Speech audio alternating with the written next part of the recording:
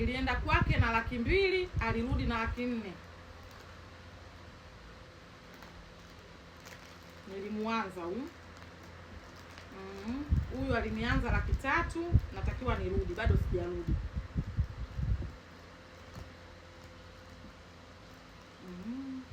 Hivi kuna nilomsahau kweli jamani? Majina yote hapa kuna nilomsahau kweli jamani? Michezo ya pesa, kama nimekusahau naomba nikumbushe.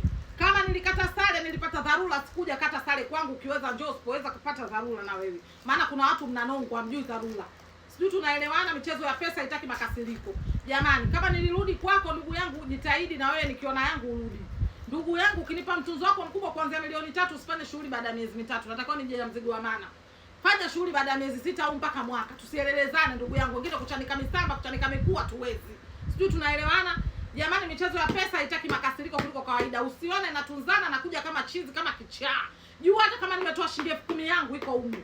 Nimekuandika huko humu. Usijizime data, naelewa mmoja baada ya mwingine. Sina ubabaifu, sina utapeli, sijawahi kumtapeli mtu. Mambo yako humu. Mambo ya pesa yanauma. Pesa ingekuwa rahisi, kila mtu angekuwa ameipanda mti nyumbani kwake, anaenda kuchuma tu, anaenda kuitumia. Sijui tunaelewana? Samini pesa ya mtu. Hata kama kaja kukupa shilingi 200, hata kama kukupa shilingi 1,000, irudisha shilingi 2,000 yake kama ilivyo. Mashoga wala kunivaa vululu kama mkojo wa pombe.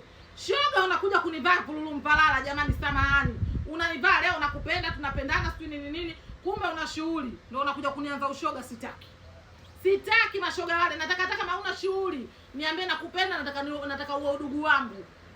Sio una shughuli, unanifuata wiki hii, nataka uwe udugu wangu, nakupenda, sijui nini.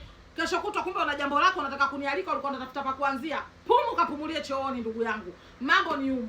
Mambo ni kwa ushahidi kuliko kawaida jamani. Pesa. Watu wanatoa na roho.